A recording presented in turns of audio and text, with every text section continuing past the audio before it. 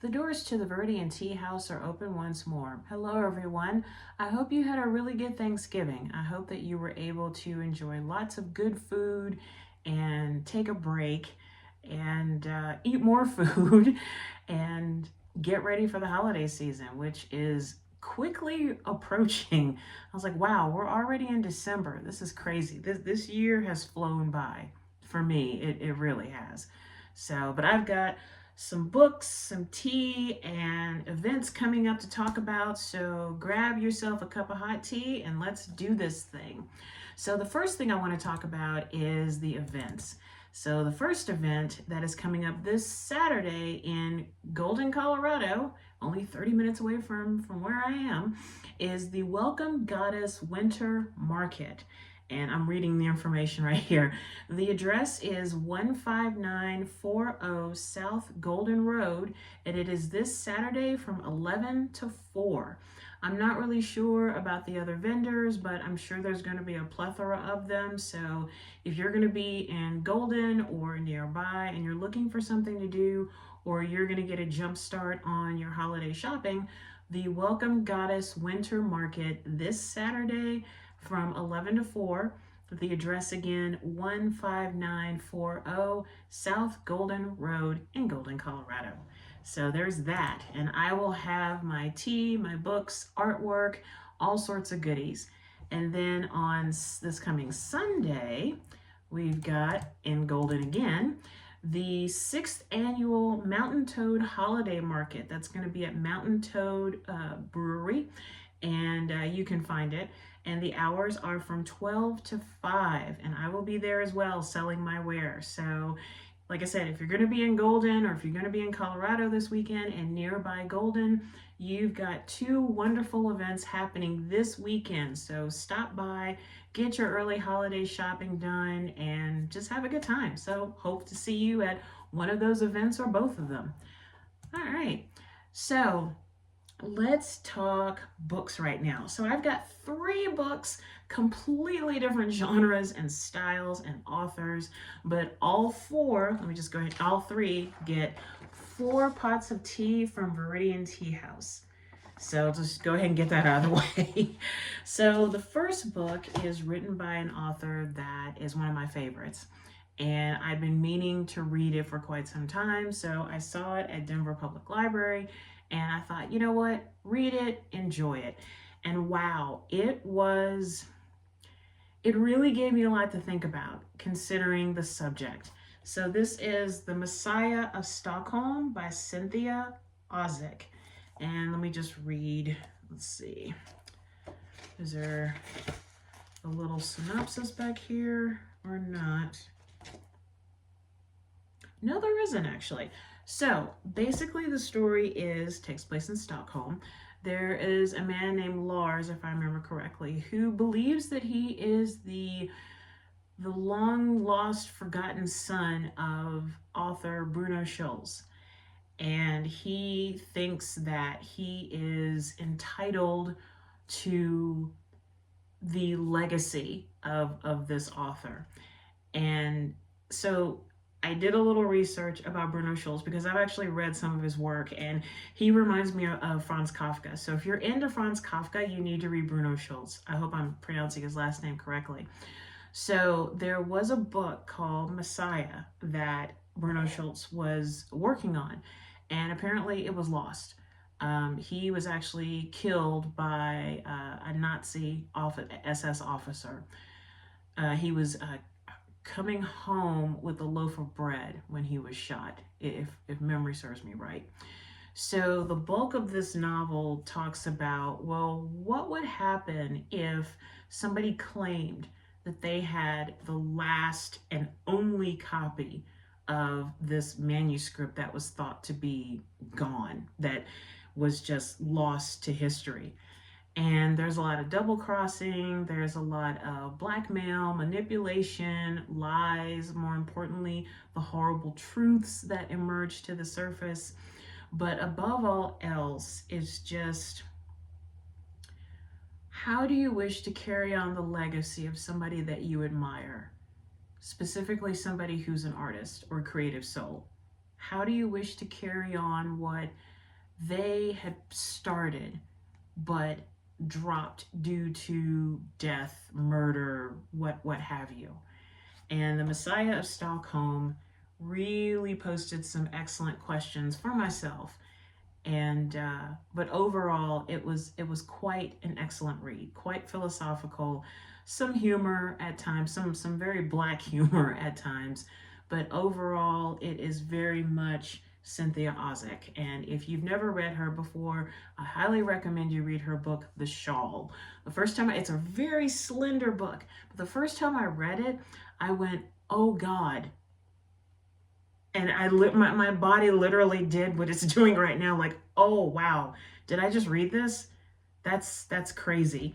Let me see if there's a bio about Cynthia Ozick in the back. Oh yeah, here we go. Let's see. Cynthia Ozick is the author of Trust, The Pagan Rabbi, and Other Stories, Bloodshed and 3 novellas, and Levitation, The Cannibal Galaxy, and a collection of essays, Art and Ardor. She received a Guggenheim Fellowship in 1982. She lives in New Rochelle, New York, with her husband and daughter.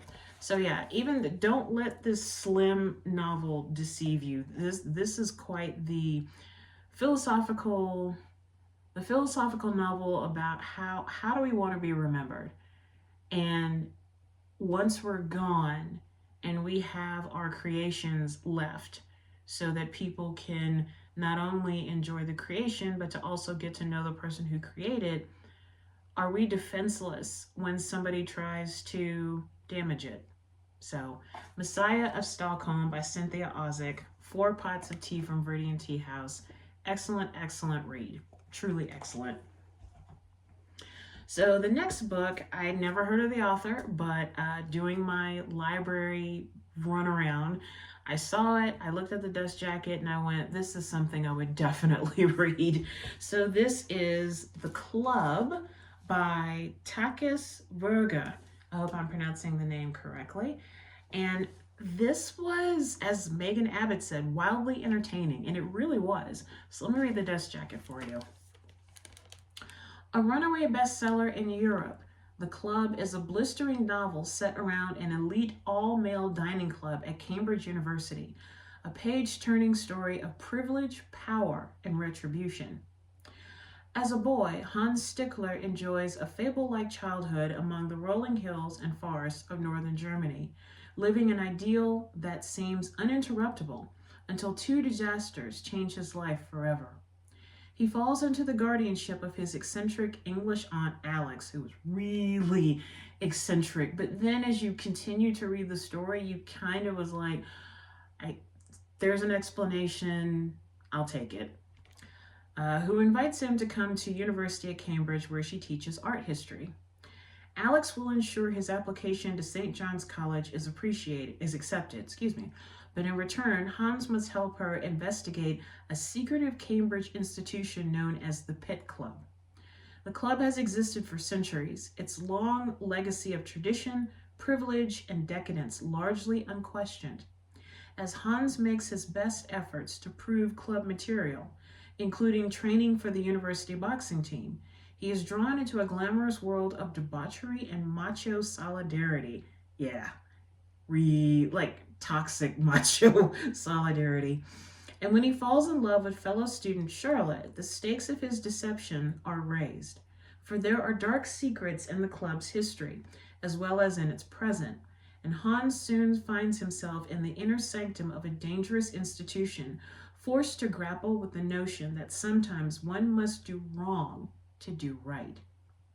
A provocative and timely novel from a highly regarded young writer, The Club is an invitation into a world behind closed doors, one of long-held secrets, hollowed history, and toxic behavior. And about the author, he is a reporter working for the German news magazine Der Spiegel. He studied human, social, and political science at St. John's College, Cambridge, for a year before dropping out. During this time, he boxed for the university, broke 2 ribs in his hand, and became a member of the Adonians, the Hawks Club, and the Pit Club. Named one of Medium's top 30 journalists under 30, alongside other accolades, Wurger's work as a journalist has taken him to Afghanistan, Libya, Mexico, and Ukraine. The club, which won the Lit. Cologne debut prize and has become a bestseller in Germany, is his first novel.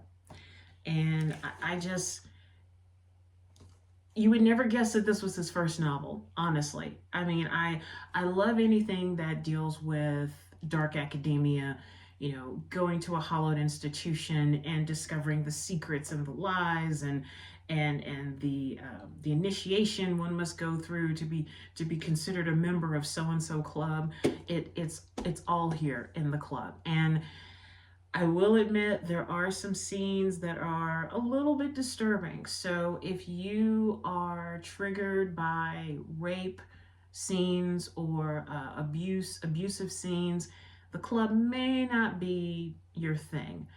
But if you just want to read a good story that is dark, twisted, shining light on an institution and their deepest, darkest desires and secrets, the club is very much for you. And as stated, this does receive 4 pots of tea from Viridian Tea House. I don't know why I didn't give it a 5, because I really enjoyed the writing. I was immediately swept up into the story. I guess it just deserved a solid 4. So all 3 of these books, very, very solid 4 pots of tea. But yes, the club was quite the nice little surprise, and many thanks to Inglewood Public Library for having this book. So thank you very much for that. Now the final book, I have a little story to tell. So many years ago, when I lived in Memphis, I used to go to the Central Library all the time. And I always like to look for books that I'd never heard of before, didn't know the author, and I still do it now. But I like digging into an author's brain. Just like I like it when people dig into my brain when they read my books. And so there was one particular book, and I was like, wow, this is kind of intriguing. I'm drawn to the cover, I'm drawn to the story. This is a translated work. Okay, sure, I'll take it. And the author is French. So I reached out to the translator and I sent him an email and I said, hi, I discovered this book at Memphis Public Library and I'm looking forward to reading it. And he was like, oh, thank you so much. Please write back and let me know what you think of it. So I delved into the book and I don't know what happened. I guess I wasn't in the right frame of mind because I didn't finish it. And I think I got to maybe 100 or so pages and I was like, I don't want to read this. I just want to read something else. Fast forward to now. That particular book has been on my mind off and on for years. And I said, I can't remember the title, but I remember the cover. It's like going into a bookstore and you're like, I can't remember the title, but the cover was blue. So I did many searches and I thought, I've got to find it. I said, I know it deals with this particular subject. The colors of the cover are this, this, and this. Let me see if I can find it. So I would spend hours, well, not really, hours. I mean, who am I kidding? I would spend hours on my phone and on my computer. It's like, maybe I can find it if I just use this search engine or that search engine. And then finally, recently, I reached out to Facebook and I said, here's what I'm looking for. Can anybody help me? And fellow author Jessica Fleming, J.H. Fleming, great author, by the way, go look at her work. She said, oh, well, is it this? And I said, no. And she's like, is it this? And I went, that's the book. Oh my God. She found the book. So I immediately ordered a copy and I looked up the author, I looked up the translator, and everything just kept returning to me. And I thought, I'm going to read this book. Even if I don't like it, I'm going to read this book because, damn it, I have spent years trying to find this book. I don't know if you've had a similar situation, but if you have, isn't it wonderful when after you spend so many years searching for the book, you find it, and then you read it, and then you enjoy it? So what book am I talking about? Where Tigers Are at Home by Jean-Marie Blas de Robles. This is the book that I have been searching for, trying to remove the glare, but this is the book I've been searching for years, and I found it with the help of J.H. Fleming. So let me read the dust jacket for you. Let's see. When Eleazar von Wogau, a retired French correspondent living in Brazil, begins editing a strange unpublished biography of the 17th century Jesuit scholar Athanasius Kircher, the rest of his life starts to unravel. His ex-wife goes on a dangerous archaeological expedition to the western state of Mato Grosso. His daughter abandons school to travel with her professor and her lesbian lover to a beach town, where the trio use drugs and form interdependent sexual relationships. Eleazar himself feels sanity slipping away, edged on by loneliness and his work on the biography. Patterns begin to emerge from these interwoven narratives, culminating in a mesmerizing climax. Winner of the prestigious Prix Médicis, shortlisted for the Goncourt Prize and the European Book Award, and already translated into 14 languages, Where Tigers Are at Home is a multi-layered literary epic that explores the depths of humanity's greatest weaknesses and its greatest triumphs. And about the author, Jean-Marie Blas de Robles is a former lecturer in French literature and philosophy at universities in Brazil, China, Italy, and finally for the Alliance Française in Taiwan. His first literary publication was a volume of short stories in 1982, followed by 2 novels. Soon after, he turned to writing full-time. An avid traveler, he also edits a series of books on archaeology and is a member of the French Archaeological Mission in Libya. He was awarded the Prix Médicis for Where Tigers Are at Home in 2008. And about the translator, Mike Mitchell has translated more than 70 books, including works by a myriad of authors. Many of his translations have been shortlisted for awards, including 3 shortlistings for the Oxford Weidenfeld Translation Prize. Most recently, Mitchell has been shortlisted for the Helen and Kurt Wolff Translators Prize for Thomas Bernhardt's Over All the Mountaintops. In 1998, he was awarded the Schlegel-Tieck Prize for Herbert Rosendorfer's Letters Back to Ancient China. That's a lot. So this is an 817-page book, and I finished it while we were on our Thanksgiving holiday, and I'm so glad I read it. I thought, oh my God, what am I in for? What if I don't like this book? What if I had a premonition that this book was not going to be good? I was wrong. So there are several interconnected stories in this book. And it is, the one person knows the one person, and this leads to this situation or that situation. But overall, it kept me engrossed, entertained, made me question a lot of things. And overall, made me damn proud to be a writer. To be able to construct what he constructed in this book was no small feat. And then having Mr. Mitchell translate it all. This is already in 14 different languages. And this is one of the few books where I would absolutely get obsessed with it, and I would try to obtain a copy in every language that it was available in. I mean, I love the book just that much. I really, really do. And when I finished it, I reread the last couple of pages just to make sure that I read it right, and like the ending of all the different stories. Were the loose ends tied nice and neat? Not really. But was it satisfying? Yeah, I think so. And maybe that's why it got a solid 4, because if it had been a 5, it would have been like, oh, everything is nice and neat and wrapped, and I can go to bed and feel good about this book. I don't feel good about this book, but I feel satisfied with this book. Yeah. I'm very satisfied with reading this book. And one of the one of the big twists, so to speak, was kind of a letdown, but it was like, wow, all of that for this? Huh. Maybe there was something else going on that was the greater lesson learned. Or maybe not.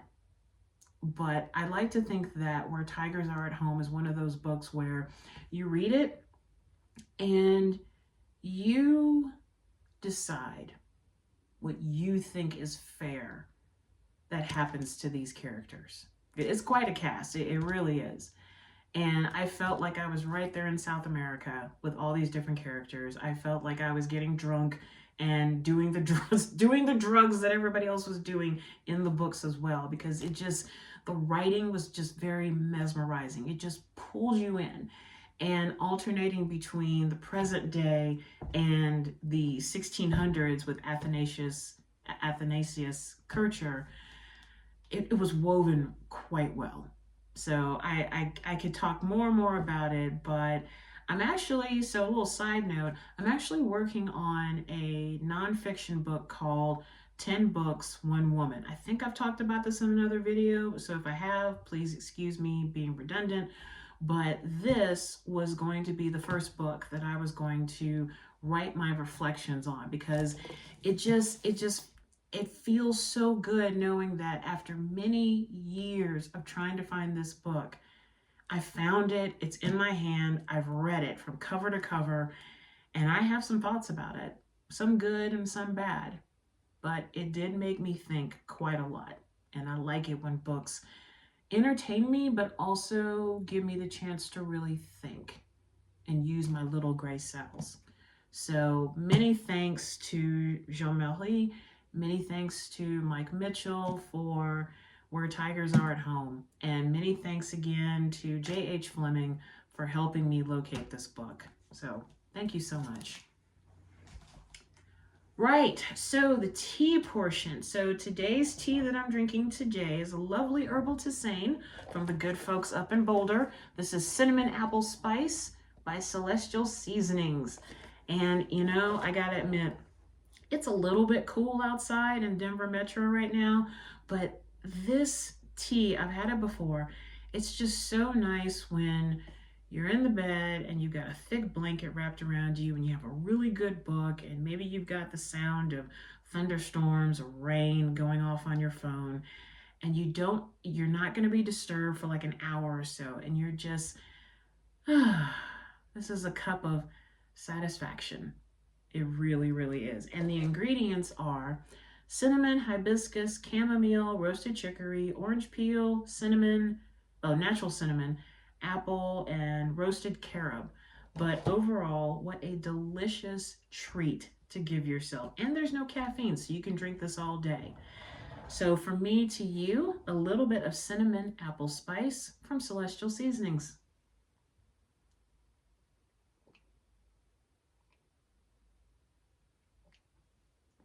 And one extra good thing about this particular herbal tisane is that you don't need any sweetener. This is naturally sweet and very delicious, and all the different ingredients and flavors just mingle in your mouth, and it is just wonderful, delicious, and this is the perfect weather to enjoy a cup of this. Truly is. So now the other tea news that I have is I have a new tea blend. So remember me a couple weeks ago when I reviewed a book called A Dangerous Brew by Jay Requard, and I said, I would love to make a tea blend. Like I was kind of like almost foaming at the mouth about it. So I talked with Jay, and if you have read A Dangerous Brew, you know that Meena created a tea that was a black tea, black currants, and chicory. Say hello to Meena's blend. This blend was inspired by A Dangerous Brew. This is the tea that that Meena does create in the book. And like I said, the ingredients are Assam tea, which you know is a black tea, chicory, and black currants. So I made this quite some time ago, and I sent a whole bunch of bags to Jay. And I tried it and I was like, wow, this is great. Oh my God. And then Jay tried it and he's like, this is exactly what I thought the tea was going to be like. So Jay's got his own PR regarding Meena's blend and tying into his books. But I did ask to make sure that it was all right that I release the blend through my company as well. So Meena's blend is now available at viridianteacompany.com. Right now, I have a small number of regular and sampler size bags. This is one of the regular size bags. But if you are interested in trying, if you've read the books and you want to know what does that tea blend taste like, grab yourself a bag of Meena's blend today. Like I said, I have it regular and sampler sizes, so grab a bag. And you know, I have to admit, I do love the taste of chicory. You know, visiting and then eventually living in New Orleans, I would drink a lot of coffee with chicory. But you know, I've never really had chicory by itself. So I experimented, I think it was like 2 weeks ago, and I made myself a cup of chicory. And then I did some research on chicory. I don't have the information in front of me, but if you are interested in trying chicory, just type in your computer chicory health benefits. There's a plethora. Specifically, if I remember correctly, it benefits the gut health. And so when I made the cup of chicory, there's also no caffeine in chicory too. So all these years when I've been drinking coffee with chicory, I was like, oh my God, the chicory just makes it even better. The chicory adds the great flavor, but it doesn't have caffeine. So when I tried it on its own and then I added a little bit of oat milk and I think I had some sugar, it was a great coffee substitute. It really was. So if you're looking to try chicory or if you're trying to deal with coffee alternatives, you can't go wrong with chicory. Try it. You really need to try it. Add a little bit of milk and some sweetener. But if you want to try it in tea, Meena's blend has chicory, oodles and oodles of chicory. And I noticed that, so with the malty Assam flavor combined with the earthy taste of the chicory and then the black currants, kind of that little hint of sweetness, when you add, I think I added sugar, then I really got more of the currants, and then the chicory and the Assam were kind of in the back. But what a great mixture, great combination. And now I know why Meena made it so much in the first book. And in the meantime, you can get all 3 books on Kindle right now through Amazon. I do know that Jay is going to have them in print. I don't have the dates, but if you follow him through social media, I'm sure he'll be talking about that soon. But in the meantime, you can check out A Dangerous Brew and books 2 and 3 through Kindle. So check it out, grab the tea, and have yourself an experience. All right, I have babbled on enough, so let's do some tea, water, breathing meditation. And for those of you who are new, you know, welcome, bienvenue, yokoso. This is just a moment where we take a break from our busy schedule to just focus on our breathing. It's just amazing how you can take 2 minutes to focus on your breath and you feel recharged, naturally recharged without needing a stimulant like caffeine or whatever. And I just like to add water or tea because it's just nice and flowy and it just kind of helps kind of move things around as well. So make sure that you're in a quiet area in a comfortable position. We're just going to focus on the breathing for maybe a minute or so. And make sure that you have some water or some tea. And if you find yourself getting lost in thoughts, it's okay, it happens. You just pause it like you were pausing a movie, silently tell yourself thinking, and allow the thought to go on by, and then just return to the breath. If you don't get it immediately, that's quite all right. It took me years before I could kind of condition myself to say, okay, thinking, I don't need to worry about my shopping list right now. Just move it on and just focus on the breath. So if you're ready, let's breathe.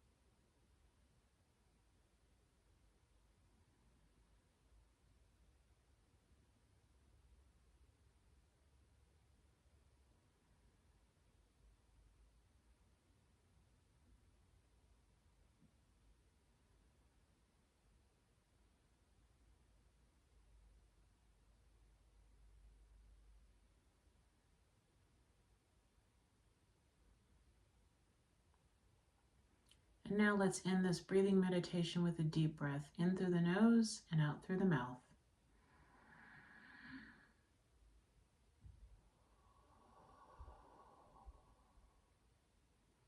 Slowly open your eyes or allow your eyes to come back into focus, and now have a sip of your water or tea. That's